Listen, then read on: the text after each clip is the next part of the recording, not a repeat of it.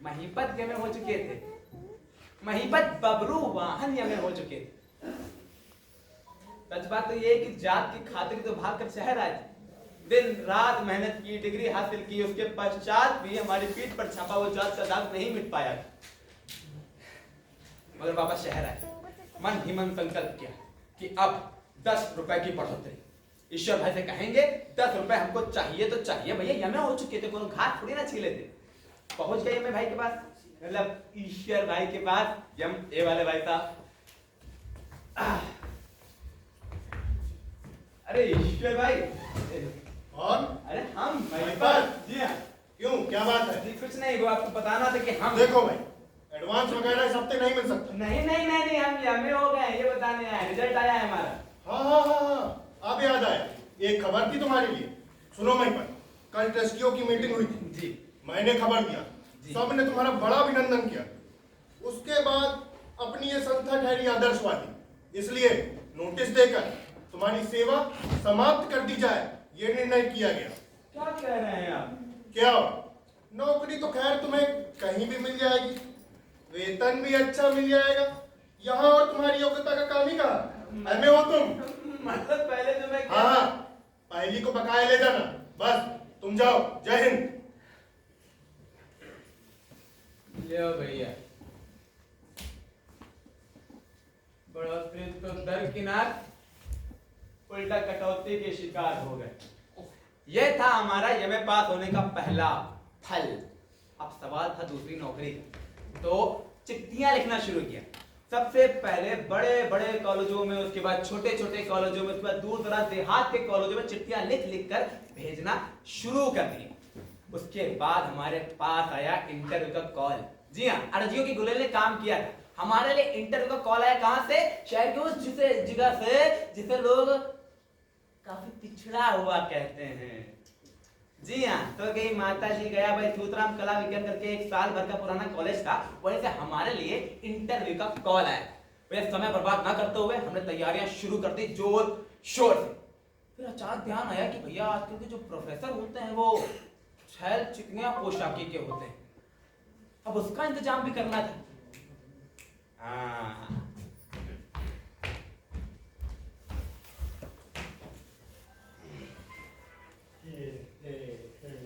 अब नहीं लेंगे साहब आपका कपड़ा, लेके जाओ, इस्त्री भी नहीं मानेगा।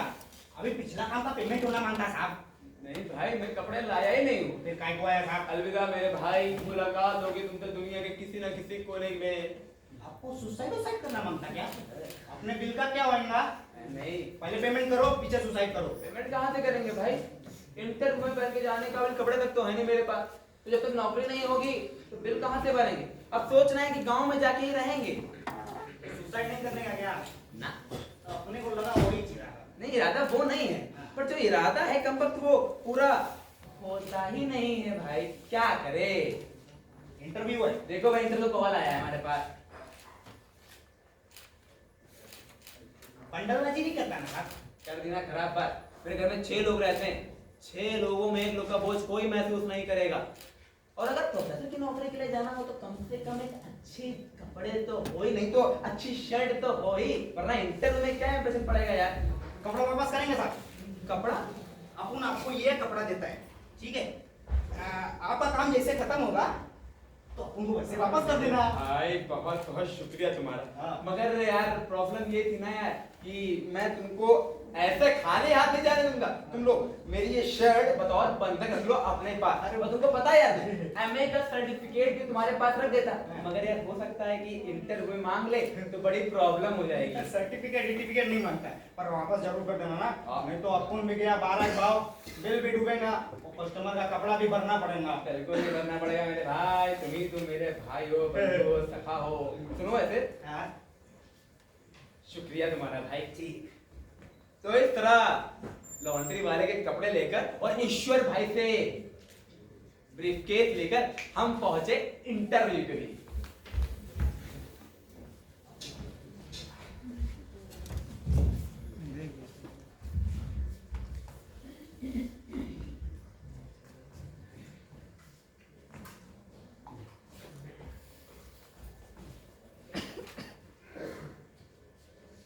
स्वर्गीय माता जी गया भाई सूतराम कला विज्ञान महाविद्यालय। क्या चाहिए जी? कुछ नहीं। और शहर छूट के आ रहे? जी हाँ। इंटरव्यू के वास्ते आएगा? जी हाँ, मैं वही हूँ। नमस्कार। मैं वहीं पर। बैठ जाओ। शुक्रिया। या नहीं, वहाँ बैठो जाके।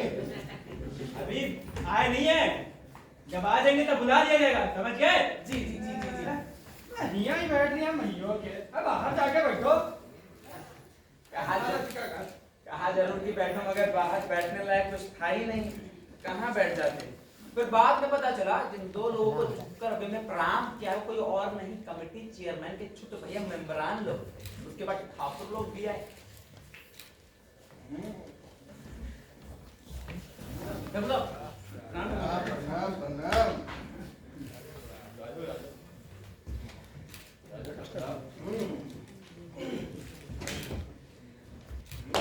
बहुत लेट हो रहे हो।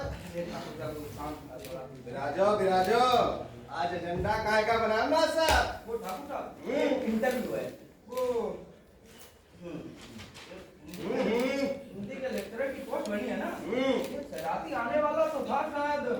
आओ आया ना, होएगा कहीं। अरे वही तो नहीं आगा जो कमर की पहली उतार के गले में बांध दी आई।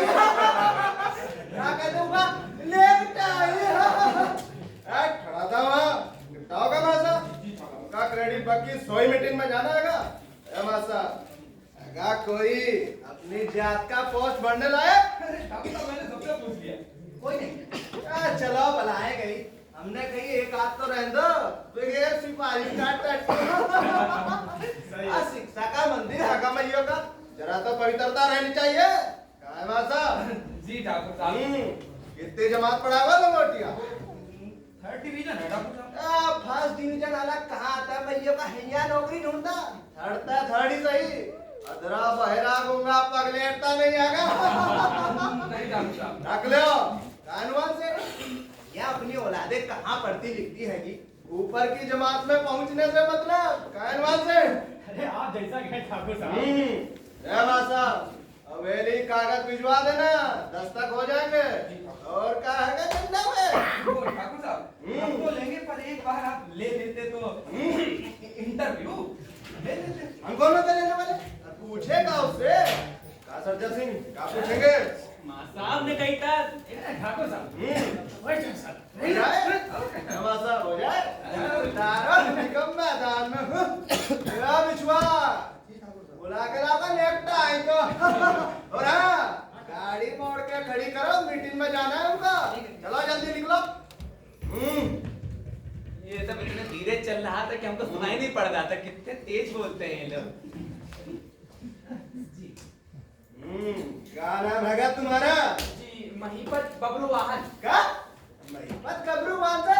ये हटाओ का, हमका नहीं चाहिए मास्टर सास्टर गबरू सबरू। जी नहीं महिपत बबलू वाहन।